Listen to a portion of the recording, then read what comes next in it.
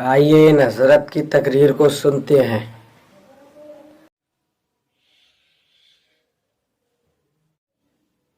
آغاز ہے اور مر جانا اینڈ ہے، اختتام ہے۔ یہ اسلام کا عقیدہ یہ نہیں ہے، نہ پیدائش ہمارا آغاز ہے اور نہ مر جانا ہمارا اختتام ہے۔ پیدا ہونا بھی ہمارے سفر کا ایک حصہ ہے اور مر جانا بھی ہمارے سفر کا ایک حصہ ہے۔ ایسے تو صوفیہ نے جو ہے ہماری پیدائش کا، ہمارے آغاز کا تذکرہ کیا ہے کہ ہم پہلے علم الہی میں تھے۔ اس پر کوئی گفتگو ہم نہیں کریں گے کیونکہ یہ اتنا مشکل عنوان ہے کہ اس پر ہمیں جانا بھی نہیں ہے، کیونکہ بچے ہیں، نوجوان ہیں، علمی معیار سب کا یکساں نہیں ہے۔ علم الہی کی بحث اگر آپ کو سننی ہو تو آپ کبھی کسی خاص محفل میں بیٹھے سوال کریں تو اس پہ گفتگو ہو جائے گی، لیکن ایک عام بات کہ پہلے ہم علم الہی میں تھے اور علم الہی کے بعد پھر ہم لوگوں کو اللہ تبارک و تعالیٰ نے روحوں کی شکل دی۔ روح اصل چیز ہے انسان کی حیات کے لیے، روح، اور یہ روح جو ہے وہ نور سے بنی ہوئی ہے۔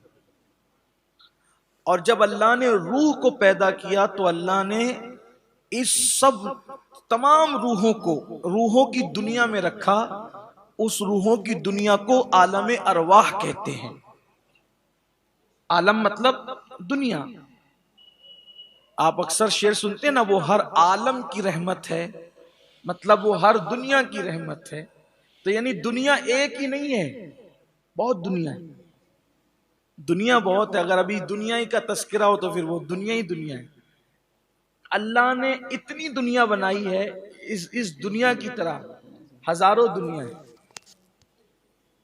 اور وہ ساری جو دنیایں ہیں وہ ایک پہاڑ کے اندر بسی ہوئی ہے۔ ساری کائنات اس کو کوہ قاف کہتے ہیں۔ اس کا تذکرہ صوفیہ کے نزدیک آیا ہے۔ اللہ تعالیٰ نے ہوا قاف ہے نا، حروف مقطعات میں ایک سورت کا آغاز ہوتا ہے، سورہ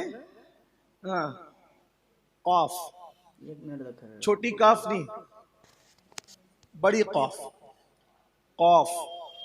تو اس سے مراد کوہ قاف، ایک پہاڑ ہے بہت بڑا، اور اسی پہاڑ میں جا کر کے ساری دنیا کی جو وہ رگیں ہیں، پوری دنیا، اور ایک فرشتہ اس کو لے کر کے تھامے ہوئے ہیں۔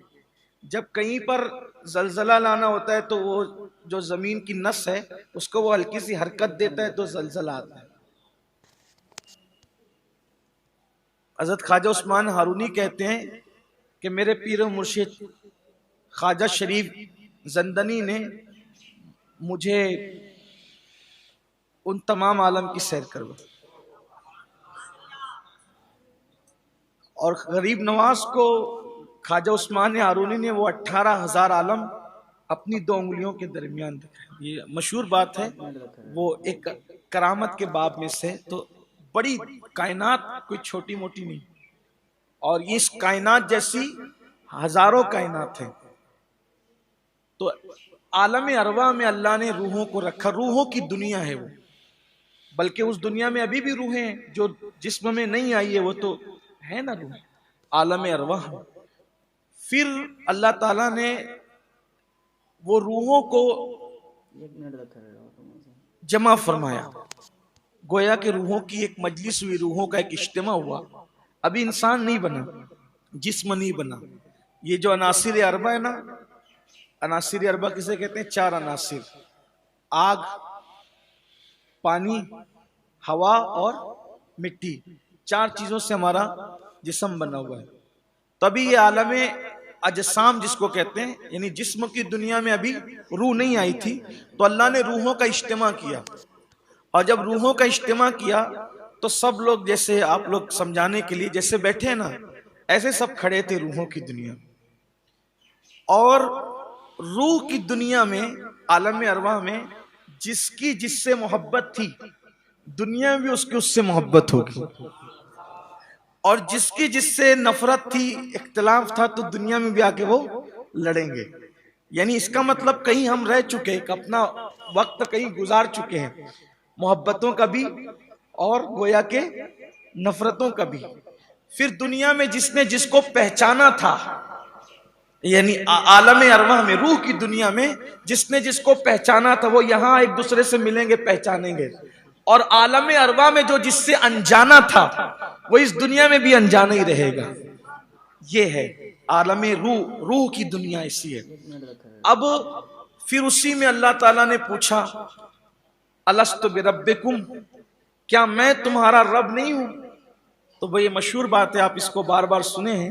تو سب سے پہلے روح مصطفیٰ جان رحمت نے کہا تھا بلا، بے شک تو ہمارا رب ہے. اور حضور علیہ السلام سے سن کر تمام روحوں نے کہا تھا بے شک تو ہمارا رب ہے. اب کچھ روحیں تو دنیا میں آ کر کے اس کو یاد رکھا، کلمہ پڑھا اور اللہ کو رب مانتے ہیں. کچھ روحیں اس کو بھول گئی. اب بھول گئی تو وہ گویا کہ وہ لوگ کفر کی طرف چلے گئے، کافر ہو گئے. پھر یہ روح کا سفر جب تک اللہ نے چاہا ہمیں روحوں کی دنیا میں رکھا، اور پھر آدم کو، ہمارے باپ علیہ السلام کو مٹی سے پیدا کیا اور پھر ان میں روح ڈالی. اس طرح سے یہ روح آئی. تو زندگی جو ہے وہ روح اور جسم کے ملاپ کا نام ہے، دونوں کے مجموعے کا نام ہے. یا اگر حضور مفکر اسلام کے انداز میں کہہ لیں تو جسم اور روح کے اجتماع کا نام ہے زندگی. اور موت کیا ہے؟ جسم اور روح کے اختلاف اور دونوں کے جدا ہو جانے کا نام ہے موت. زندگی کیا ہے؟ عناصر میں ظہور ترتیب. زندگی کیا ہے؟ عناصر میں ظہور ترتیب. موت کیا ہے؟ انہی اجزاء کا پریشان ہونا. تو اتحاد زندگی ہے اور انتشار. اکثر حضرت سے ہم نے سنا ہے کہ اتحاد زندگی اور انتشار. جب روح اور جسم کا اتحاد ہوا تو زندگی ہو گئی، اور روح اور جسم میں جدائی ہو گئی تو موت ہو گئی. یعنی ہمارا آغاز نہ پیدائش ہے اور نہ ہمارا انجام موت ہے. اتنی بات سمجھ میں آ گئی. تھوڑا سا روح کی دنیا پر گفتگو کر لیں. روح مرتی نہیں ہے، روح زندہ رہتی. یعنی روح جب نکال لی جاتی ہے تو حسب مراتب روح، تو روح کا نکلنا ہی موت ہے. اسی لیے ہم لوگ کہتے ہیں انتقال. یہ جسم مٹی میں ملے گا، گھل جائے گا یا نہیں بھی گھلے گا، لیکن روح نے مٹی میں نہیں گھلنا ہے، روح نے مٹی میں نہیں ملنا ہے. یہ جو ہم سنتے ہیں، بولتے ہیں، کھاتے ہیں، پیتے ہیں، چلتے ہیں، سوتے ہیں، تقریریں کرتے ہیں، جو بھی کرتے ہیں، جھگڑا کر جو کچھ کر رہے ہیں، تو یہ جسم نہیں کرتا. اصل میں اندر روح ہے، روح ہے. اور روح کے بارے میں بہت زیادہ ڈسکس کرنے کی اجازت بھی اور اس میں بہت غور کرنے کی اجازت بھی نہیں ہے. جب اللہ کے رسول علیہ السلام سے پوچھا گیا کہ روح کیا ہے تو اللہ نے جواب میں فرمایا قل، اے محبوب آپ فرما دیجئے کہ امر ربی، کہ وہ میرے رب کا حکم ہے، اللہ کا. ہاں یہ روح جو ہے آپ کہہ دیں کہ اللہ کا حکم ہے، امر ربی ہے. یہ اس میں بہت زیادہ گھسنے کی اور ڈسکس کرنے کی ضرورت نہیں ہے. لیکن روح مرتی نہیں ہے، روح کو موت نہیں آتی. روح نکلتی ہے اور نکلنے کے بعد حسب مراتب کسی کی روح اعلیٰ علیین میں پہنچتی ہے. اعلیٰ علیین یہ اللہ تبارک و تعالیٰ کے عرش کے قریب ایک جگہ ہے، اعلیٰ علیین اس کا نام ہے. اور وہاں پر کسی کی روح وہاں پہنچتی ہے. بعض مومنوں کی روحیں مکۃ المکرمہ میں چاہے زمزم پر، یعنی زمزم کے کنویں کے پاس ہوتی ہے. بعض کی مقام ابراہیم اور کعبے کے درمیان مرتبے کے اعتبار سے. بعض کی روحیں جنت میں ہوتی ہے اور بعض کی روحیں قبر پہ بھی ہوتی، الگ الگ اس کی وہ ہے. اور روح نکلنے کے بعد جسم سے اس کا تعلق ختم نہیں ہو جاتا بلکہ اس کا تعلق قائم رہتا ہے. تو اسی لیے ہمارے ہاں اہل سنت کا یہ عقیدہ ہے کہ اگر اللہ ثواب بھی دے گا تو اس کا مزہ جسم اور روح دونوں کو اٹھانا ہوگا، یعنی اس کا لطف دونوں اٹھائیں گے. اور اگر اللہ عذاب بھی دے گا تو اس کا عذاب کا جو اس کی تکلیف ہے وہ جسم کو بھی ملے گی اور روح کو بھی ملے گی، دونوں پر ہوگا. یعنی صرف روح پر عذاب نہیں ہوگا اور صرف جسم پر بھی عذاب نہیں ہوگا، بلکہ اجر ملنا ہے دونوں کو اور سزا بھی ملنا ہے دونوں کو، کیونکہ دونوں نے کیا ہے بھئی، کیا تو دونوں نے. اب آپ کہیں گے کہ دونوں نے کیسے کیا؟ تو جسم تو مجبور تھا، تو وہ بالکل ایسے ہی ہے کہ لنگڑا جو ہے وہ جا تو سکتا نہیں تھا آم چوری کرنے کے لیے، اندھا آم دیکھ نہیں سکتا تھا، ایسے ہی تھا نا، اندھا دیکھ نہیں سکتا تھا، لنگڑا چل نہیں سکتا تھا. تو ہوا کیا؟ ہوا یہ کہ اندھا لنگڑے کو اپنے کندھے پہ بٹھا لیا اور اس کے بعد اندھا اس کو لے چلا، اور پھر آم چوری کس نے کیا؟ کس نے کیا؟ لنگڑے نے کیا. لنگڑا راستہ دکھا رہا تھا، کندھے پہ بیٹھ کے جا رہا تھا، اندھا چل رہا تھا، لے جا رہا تھا. جب آم چوری ہوا تو مجرم کون ہوا؟ دونوں ہوئے. اگر اندھا نہ لے جاتا تو لنگڑے نے آم تک پہنچنا کب تھا؟ یہی بات ہے نا آسان زبان میں. تو ایسے ہی اگر صرف روح ہوتی، اگر صرف روح ہوتی تو اس نے زنا کب کرنا تھا؟ روح کے پاس تو زنا کا کوئی آلہ ہی نہیں تھا. اگر صرف روح ہوتی تو اس نے چوری کب کرنا تھا؟ اس کے پاس تو چوری کرنے کوئی آلہ ہی نہیں تھا نا. تو اس گویا کے سمجھانے کے لیے اس وجود کو، روح کو جسم نے اسباب فراہم کی اور روح نے کیا، اور روح کے حکم پر جسم عمل کرتا رہا، تو اس لیے دونوں مجرم ہیں. اگر ثواب پائیں گے تو دونوں پائیں گے، عذاب پائیں گے تو دونوں پائیں گے. جسم اور روح دونوں پر عذاب ہوگا. تو روح مرتی نہیں ہے، روح نکلتی ہے اور حسب مراتب رکھی جاتی ہے. تو اب کافر فاسق کی جو روح ہے وہ سجین میں رکھی جاتی، سجین میں، وہ ہے بالکل زمین کے آخری حصے میں. بعض لوگوں کی روح جو ہے ایک مقام ہے، کنواں ہے بابل کے مقام پر، تو وہ وہاں رکھی جاتی ہے اس نالے پر.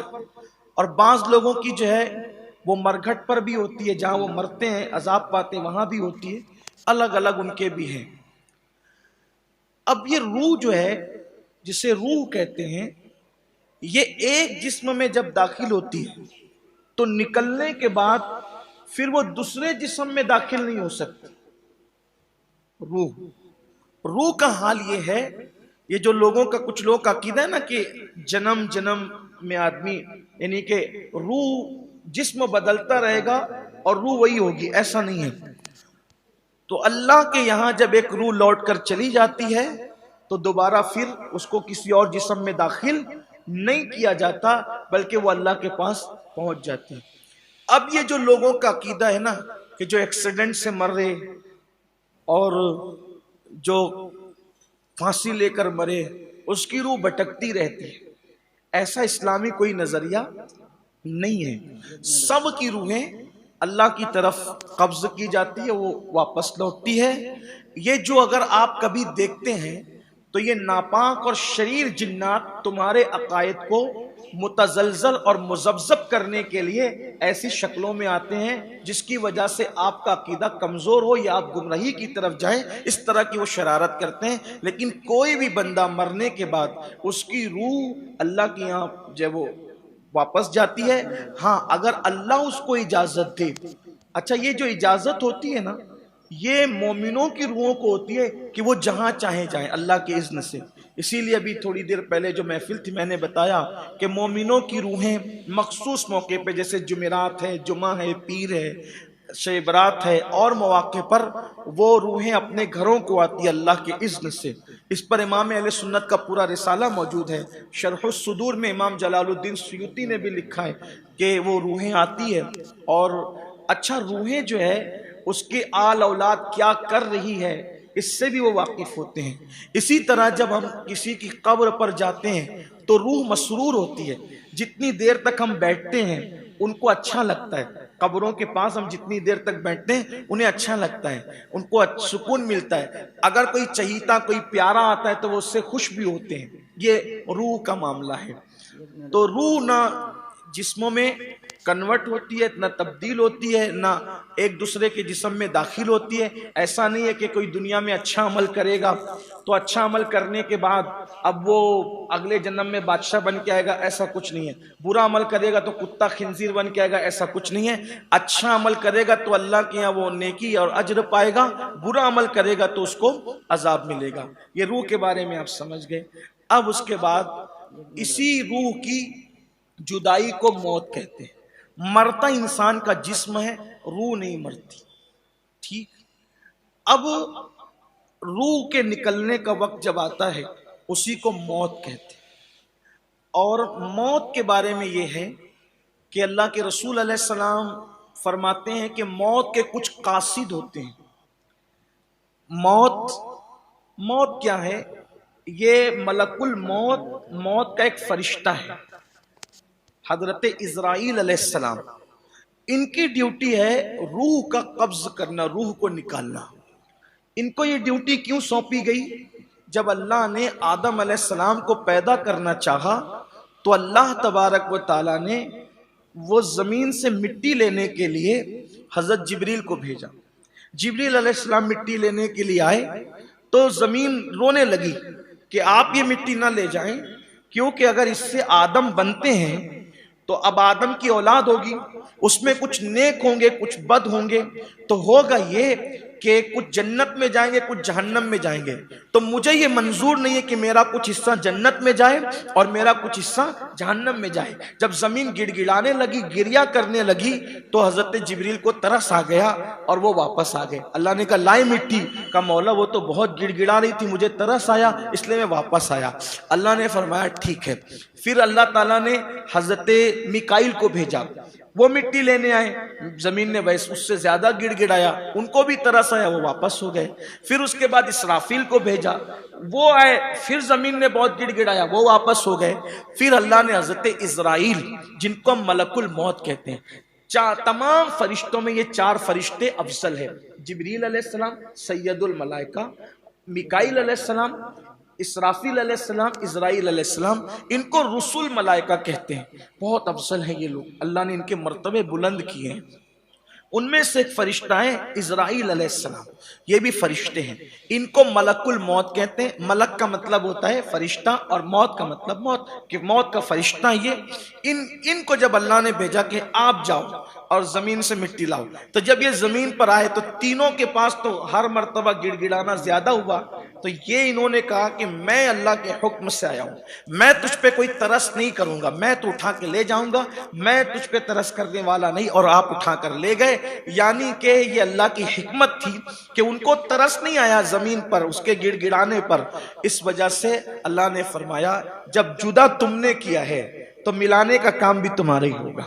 تو یعنی کہ جب مٹی تم نے لائی ہے تب روح نکالنے کا کام بھی تمہارے ذمے پہ ہوگا۔ اب یہ بات ہمیں سمجھ میں آتی ہے کہ جبریل جب زمین کے گڑ گڑانے پہ ترس آ گیا تو اگر روح نکالنے کے لیے، صرف سمجھنے سمجھانے کے روح نکالنے کے لیے گئے، اماں روتے بیٹھی تھی تو جب زمین پہ ترس آ گیا تو اماں پہ بھی ترس آ گیا۔ لیکن اللہ نے یہ ذمہ داری ان کو دی کہ جس کو ترس نہیں کرنا وہ حضرت ملک الموت ہے۔ اور یہ بھی سن لیں، سب کو موت آئے گی، سب کو موت آئے گی، آخری میں سب سے آخری میں موت کو بھی موت آئے گی۔ اور یہ بھی سن لیں، آگے ہو سکتا پھر آئے بات، لیکن یاد آگے تو عرض کروں، پوری کائنات کو مرتے وقت جتنی تکلیف ہوتی ہے، توجہ کر، پوری کائنات کو مرتے وقت جتنی تکلیف ہوتی ہے، ان سب کے برابر اگر کسی کو مرتے وقت تکلیف ہوگی تو وہ موت کو مرتے وقت تکلیف۔ یعنی آپ سمجھ لیں کہ موت بھی موت کی تکلیف سے محفوظ نہیں ہے۔ اور آگے آئے گا، اگر آپ کا ذوق سلامت رہا، جتنا آپ سیکھنا چاہیں گے تو اتنا ہماری کوشش ہوگی کہ اتنی ڈیپ میں آپ کو یہ سفر کرائیں کہیں آپ کا دل ایسا چاہے گا کہ موت کوئی بری چیز نہیں ہے، صرف معلومات نہیں ہونے کی وجہ سے ہم ڈرتے ہیں، تو یہ ملک الموت حضرت اسرائیل علیہ السلام ان کی ذمہ داری ہے۔ اب یہ جو موت ہے اس کے کچھ قاصد ہیں، جیسے بیماری کا آنا، جب ہم بیمار پڑتے ہیں یہ موت کا قاصد ہے، یہ ہمیں یاد دلاتا ہے کہ موت آنے والی، بیماری موت کا قاصد ہے۔ اسی طرح بڑھاپے کا آنا یہ بھی موت کا قاصد ہے۔ اسی طرح سے دانت کا ہلنے لگ جانا، گرنے لگ جانا، یہ بھی موت کا قاصد ہے۔ اسی طریقے سے بالوں کا سفید ہو جانا یہ بھی موت کا قاصد ہے۔ بڑھاپا، بیماری، دانت کا کمزور ہونا، آنکھوں کا کمزور ہونا، اسی طریقے سے بالوں کا سفید ہونا، یہ سب موت کے قاصد ہے۔ اور آخری قاصد جو موت کا ہے وہ بڑھاپا ہے۔ بڑھاپے کے بعد پھر کچھ نہیں آتا، بڑھاپے کے بعد حضرت ملک الموت ہی تشریف لاتے ہیں۔ تو اس لیے موت یہ ہے۔ اب موت کی تمنا، اللہ کے رسول علیہ السلام فرماتے ہیں تکلیف اور مصیبت سے پریشان ہو کر موت کی تمنا مت کرو۔ کیوں مت کرو موت کی تمنا؟ موت کے لیے تیار رہو، موت مانگو مت، موت کی تمنا مت کرو۔ کیوں؟ اگر تم نیک ہو تو موت مانگنے سے نقصان کیا ہے؟ کہ جب آدمی مرتا ہے تب وہ کوئی نیکی کر نہیں سکتا، تو اعمال منقطع ہو گئے، مرنے سے اعمال رک جاتے ہیں، منقطع ہو جاتے ہیں۔ تو نیک ہو تو کیوں مرنا چاہتے ہو؟ ابھی اور کرو اعمال تاکہ اللہ کا قرب مزید نصیب ہو۔ اور اگر گنہگار ہو تو بھی موت مت مانگو، کیونکہ گنہگار ہو تو جا کر تو بھگت نہیں ہے سب، تو کیوں زبردستی جلدی پٹائی اور گھٹائی اور کے لیے تیاری کرتے ہو؟ اور ہو سکتا مہلت مانگو تاکہ اللہ تبارک و تعالیٰ توبہ کی توفیق دے۔ کوئی بندہ مومن ہو، نیک ہو، عمر اس کے لیے اللہ کی سب سے بڑی نعمت ہے۔ ایک شخص شہید ہو گئے رسول اللہ کے دور میں، ایک شخص شہید ہو گئے اور ان کے چھوٹے بھائی ان کے بعد کچھ دن تک حیات رہے، پھر اس کے بعد ان کا بھی وصال ہو گیا۔ تو کچھ لوگوں نے شہید ہونے والے کی تعریف زیادہ کی، لیکن اللہ کے رسول علیہ السلام فرماتے ہیں مگر میں نے اس کے بھائی کو جنت میں اس سے بڑے درجے پر دیکھا۔ صحابہ نے پوچھا یا رسول اللہ وہ کیوں؟ تو آقا نے فرمایا اس لیے کہ اس نے اس سے رمضان کے روزے زیادہ رکھے اور اس نے اتنی نمازیں زیادہ ادا کی، اس لیے زیادہ اعمال کی وجہ سے اس کے درجات زیادہ بلند ہوئے۔